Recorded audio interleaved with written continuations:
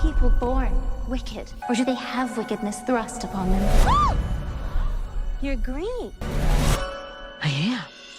Welcome back, everybody. Today we are diving into the magical world of Wicked. As many of you know, this beloved Broadway musical has captured hearts and imaginations for years with its exploration of friendship, power, and moral ambiguity, which strikes a chord with its audiences worldwide, making this translation to film a highly anticipated event. However, as someone that has not read the book that this film is based upon, I haven't seen the Broadway play. Of course, I've seen The Wizard of Oz and different iterations of that, but I'm coming from an outside perspective. So with that being said, with that outside perspective, was there enough within this story that it made me feel like this was a complete story within itself that also gets me excited for part 2? Well, with this star-studded cast and the glimmering visual spectacle, let's talk about my thoughts for Wicked in this spoiler-free review.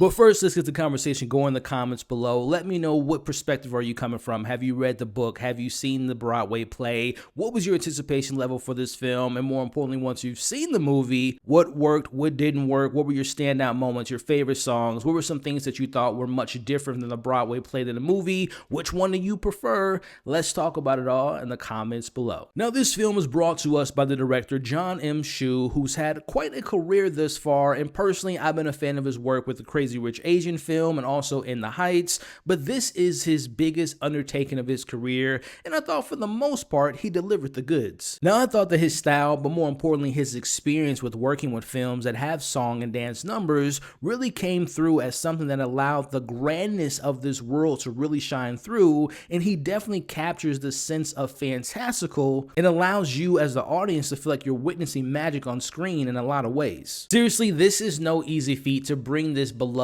adaptation to the big screen, and listen, I'll share my criticism a little bit later, but for the most part, I felt like his direction, his handling of the more fantastical elements, the fantasy element of this world, but also the bombastic musical numbers really felt alive, and it felt like they were unique, and they felt very joyful at times. But now, sticking to the behind the camera for a bit here, I really do want to applaud the entire production team for really bringing this world to life. I was so enamored by the use of practical techniques and the tangible sets and the use of the vibrant colors and the textures and the costumes and the hairstyles, and almost every single detail of the sets were absolutely stunning and beautiful, and every single adjective you can think of. Truly some groundbreaking work, in my opinion, that really allows you to feel a part of the world versus feeling like you're watching some CGI sets and being taken out of the lack of creativity. I personally have no doubt that this film will be recognized by the award circuit for its amazing work for bringing this film to life. Now, from what I know about the musical and how incredible the performances are, and honestly at the crux of any musical adaptation lies the performances, and in this film adaptation of Wicked, the casting of Cynthia Erivo as Elphaba and Ariana Grande as Glinda really shines bright. Erivo and her vocal prowess is undeniable, and Grande brings her signature charm and charisma to the character. Starting with Cynthia Erivo, I was so impressed by her because she truly carries the entire emotional weight of this film,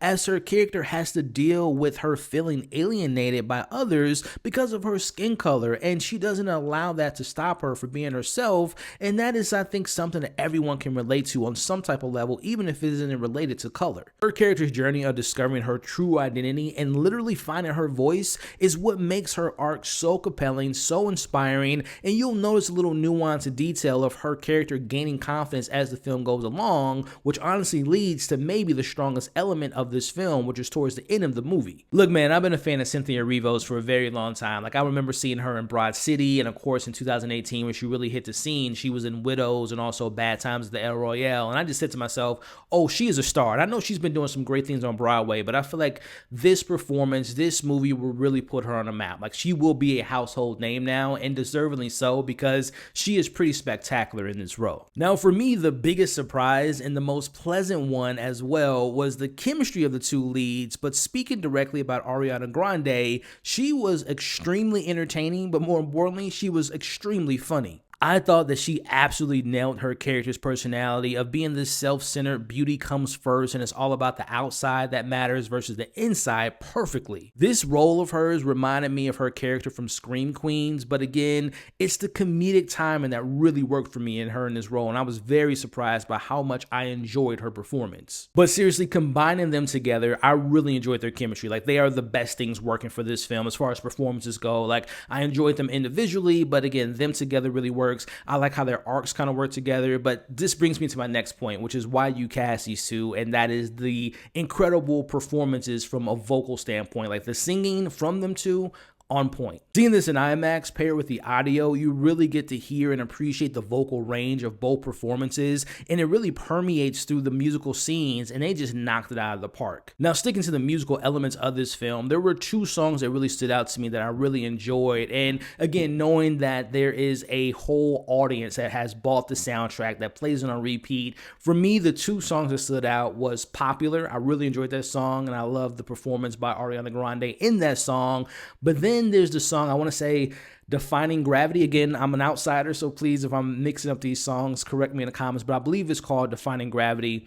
My goodness, that song, number one, the lyrics, the themes in the song is beautiful and also plays into the main character, but Cynthia Erivo's performance of that song is just something that was just groundbreaking. And again, I mentioned it earlier, the ending is really where the film was like spectacular to me, like as far as vocal performance, the storytelling really hit the point, the performances in the scene, the visual effects, like Defining Gravity, how it plays into the movie, where it's placed in the movie, is something that I will remember about this movie. And lastly, again, have that outside perspective. I really did enjoy the themes that the film explored. I mentioned the skin tone plot and our main character overcoming that aspect, but the story of finding friendship and connection and the themes of self-discovery and having the good inside of you and what that means. And also there is the idea of absolute power can corrupt, having privilege. What's the difference between being popular and having like you feel like you're being a part of a group and belonging? Equality, something that pops up, and that's just to name a few. And again, those themes to me really shine through in this narrative. And last thing I have to mention before getting to my criticisms, like truly the last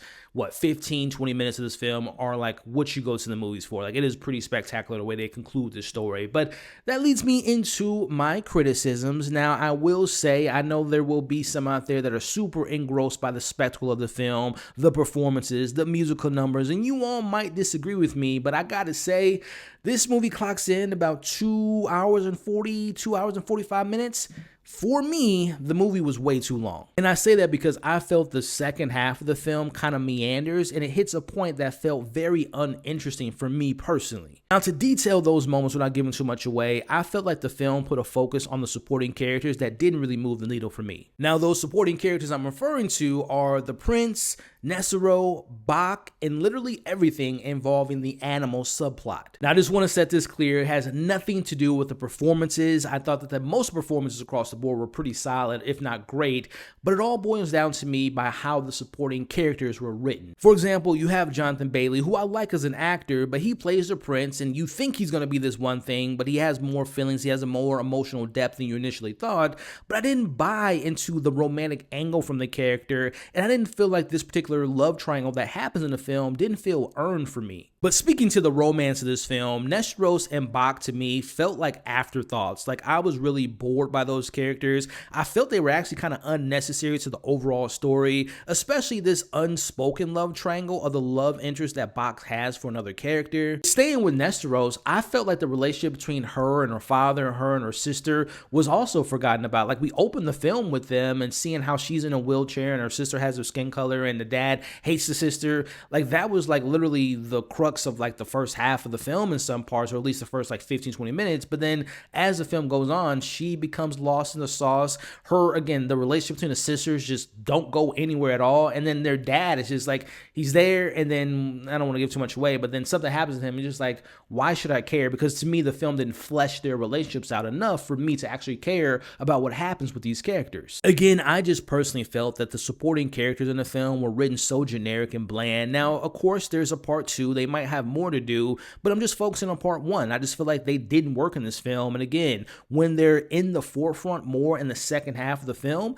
that to me, again, is when the film suffered the most for me. But the plot I found to be very underwhelming and also just not well thought out and fleshed out enough was the subplot going on with the animals in Oz. Again, the way I felt about the animal subplot, like it was there, then it was not there, and it felt like it was like, oh yeah, we need to bring them back to the forefront whenever the animals were brought up, whether it was them missing or them losing their voices. But then we would go these long stretches of times when we didn't get that subplot, but then they would pop up in these inconvenient moments, and it felt very similar to some of the supporting cast. It felt like an afterthought, and it really didn't work for me at all. There's also another thing I want to mention with Michelle Yeoh, who is incredible. Love her as an actress. You also have Jeff Goldblum, who is incredible. I've been a fan of his for a very long time. Two icons in their own right, two living legends. If I'm being honest, they were, I don't want to say forgettable, but they didn't really move the needle for me either, especially, and this just speaks to like the vocal range. Like obviously I'm not going to compare them as singers because they're not singers, but a lot of their singing moments, they don't have a lot of them, but when they are singing, it's like talk singing, and it just didn't really work for me. But again, their characters just, I assume they're going to have more to do in part 2. But again, the assumption of part 2, I'm focusing on part 1. And again, whether supporting characters like those that I mentioned earlier or Jeff and Michelle Yeoh just were underwhelming. And again, this makes me think about going back to Michelle Yeoh, who again, I love her so much. But there is the whole plot of her teaching Cynthia Erivo's character how to hone in her skills, how to use her skills. And that whole plot really didn't go anywhere. Like it felt like another afterthought. Like, aren't you supposed to be training her? But every time we were trained, go to those training moments, which I think is like 2 scenes, there really isn't any training going on. There really isn't really, like I said, things being fleshed out and feeling like they're afterthoughts. And lastly, besides those 2 songs I mentioned earlier with Popular and Defining Gravity, and look, I'm going to say this now, before I say what I'm about to say, nothing with the performances like the vocal performances. Again, those that can sing were singing. They were great. And in the choreographed dance sequences, stuff, A+. But I'm talking about the rest of the soundtrack. Now, again, from someone from the outside in, I know there's people that love the soundtrack, buy the soundtrack, play it on repeat when they're working out, when they're cooking dinner. They love the musical numbers in Wicked. I think for me, besides Popular and Defining Gravity, none of the other songs were that groundbreaking, nor were they memorable. I honestly thought that some of them were either between okay and, like I said, not being memorable at all. A lot of them just weren't as transformative as I hear they are with the play. So maybe that's a thing, maybe that's a disconnect. Everyone I know that sees the play says it's just like it's transcending when you hear the music, but maybe it just didn't translate well for me, at least on film. Like I said, Popular, great song, fun song. Love the dance scenes and the visual spectacle of it all. Defining Gravity will get some type of nomination for, I don't know what award you're going to give it. Give it something. Make up an award, because that song with the lyrics and how it's played out in the film, absolutely beautiful. But again, everything else just didn't have that gravitas. It didn't really move me. And it's just me. Again, I know for some of you all that's lived with it so long, it might sound crazy for someone to say that. But yeah, a lot of the musical numbers just didn't really feel that groundbreaking. But again, that's just my opinion. That's my pros. Those are my cons. Giving you all my overall thoughts, giving you my score, let you know again from that outside perspective. And if you are like someone like that, is it worth checking out? Before I share those information with you, I want to thank you for making it to this point in the video. If you enjoyed yourself so far, make sure you hit that like button. Consider sharing this video, but also consider sticking around by subscribing to the channel. Overall, this adaptation of Wicked is a wonderful triumph in many respects, showcasing the absolutely incredible visuals and vibrant performances that breathe life into the narrative. Wicked dazzles, yes, there's no doubt about that, but what kept this film from being like the instant classic that I think a lot of people have in their mind was the unbalanced, delicate equilibrium between spectacle and the nuanced storytelling. But look, at the end of the day, I feel the dedicated fans will undoubtedly find moments to cherish, but those that are new to the world, like myself of Wicked, might find it a bit underwhelming at points and being overwhelmed by the glitz and the glam. So with all that being said, I'm going to give the film adaptation of 2024's Wicked a 3.5 out of 5. So I think that's a pretty solid score. And for most of the movie, again, I was like at a 3 for most of the film, but when you get that ending kind of elevated for that 3.5 for me. So again, as an outsider, I would recommend you all check this out. I think, again, the dedicated fans will just love this film. And I spoke to the dedicated fans at my screening that I had a couple days ago, and some people were saying that they love the film more than they love the Broadway play, which I'm like, hey, I can't speak to that, but I'm glad you enjoyed it. So I do think the diehards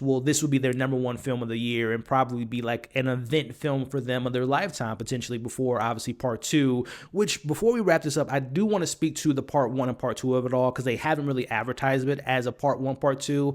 I think compared to recent part 1s like the Fast and Furious franchise, Mission Impossible franchise, and there's other ones that ended Into the Spider-Verse, right? Those have cliffhangers, and they don't. I disagree with some of those films that don't feel incomplete. Like I think Spider-Man in its own right is a complete film that leads into a part 3, but the other ones end on cliffhangers. To me, this film felt like a complete movie that gets you excited to see what's going to come next. So I do think they handled the part 1 and part 2 better than some of the other franchises out there. So go check it out, man. And when you all do, whether you're a diehard fan or someone like me, let's talk about the film. What worked, what didn't work. Are you excited for part 2? Did you love part 1? Let's talk about it all in the comments below. Thank you all so much for watching this video. I hope you all enjoyed it. I have so many more reviews coming in the coming days and the coming weeks. So again, I hope you all stick around by subscribing to the channel and hit that bell notification. That way you don't miss out on all of my future videos. You all are awesome. Stay safe, and I'll catch you all on the next breakdown.